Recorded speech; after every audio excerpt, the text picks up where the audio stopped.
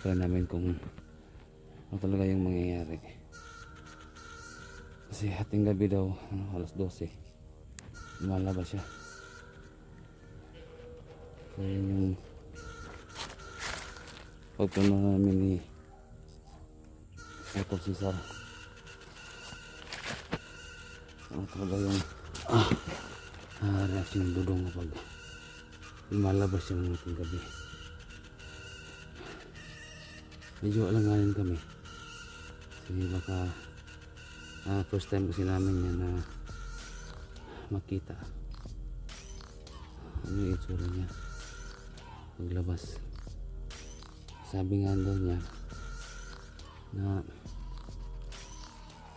huwag lang daw kaming lalapit sa kanya, baka daw malapa kami. So yan nga tol, magandang umaga o tanghali na pala. So ngayon lang ako nakapag video kasi nga kanina kami kanina. So yung amo namin kakauwi lang kaya naka video ako. So dito kami ngayon, no? Nagkabuno kami. So gaya sinabi ko sa inyo kagabi na part-time muna, part-time job, no? Kasi ang wala talaga, kaya nagsideline muna kami ng trabaho dito. Mag-aabono kami kasi wala dong mag-aabono, kaya kaming dudong na lang mag-aabono. Yan dong. Hello. Ayan, dito maglagay ka dong.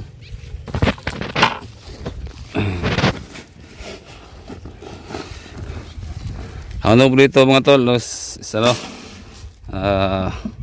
kalabasa. Tatlong ano siguro, no? Tatlo? Dalawa. Ha? Ano mo Ano? Dalawa?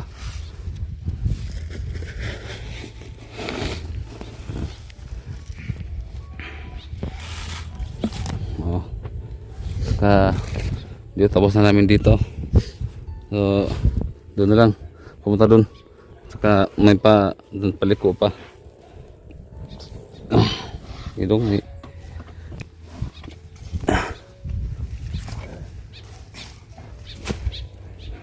Yan, dudong na.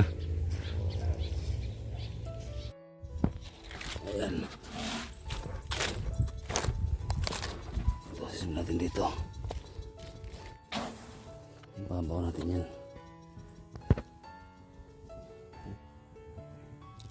Babaw natin para hindi siya makawas out. Babaw natin sa gilid. Ayan.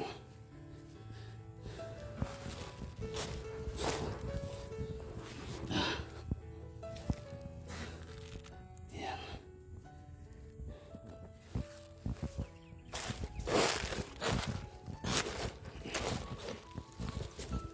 Baka ano pa lang. Kasi namamatay yung iba. Wala lang yung pagkabaon.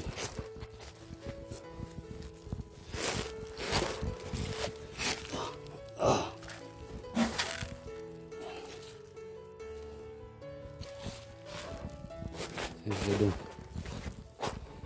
Ayan.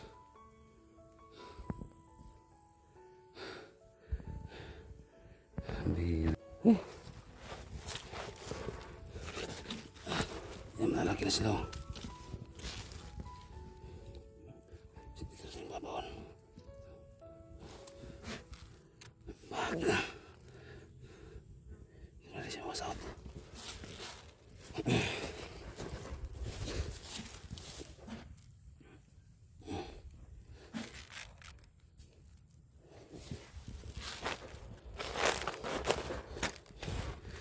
Ito pag ganito, pag tumutubo, ang lagyan natin. May tumubo pero isa lang, 50-50 siya. Ayan, gawin natin, lagyan tayo ng siguro dalawa para 150 tanan.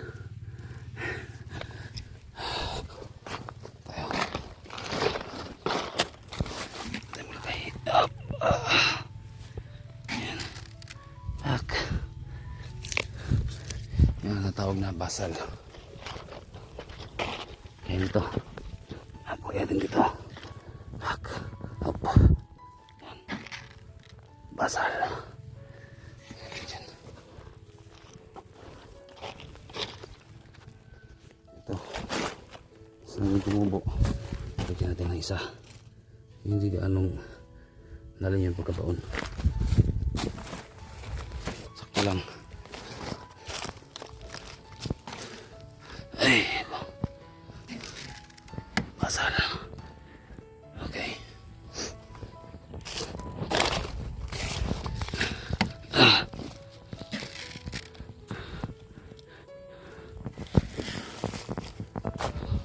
Last na dalong. Last na da. Okay, oh, kain ta. Oh. Ito na.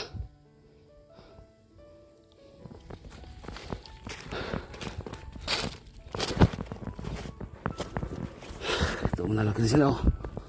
Lulusog na. Ayan. Ah, okay.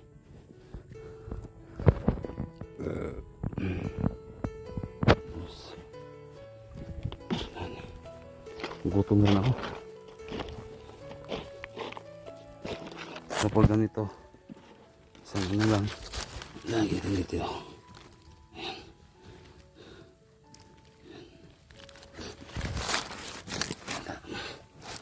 Masuk sa baba. Bak.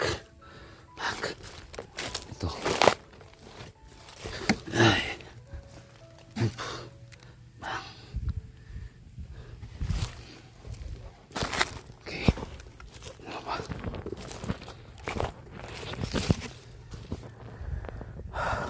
Dito. Bak.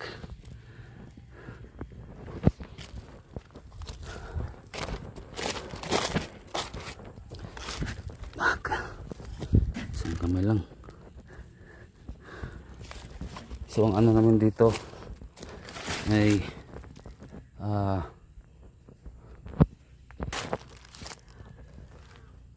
300 isang araw. Kaya tsaga-tsaga na lang.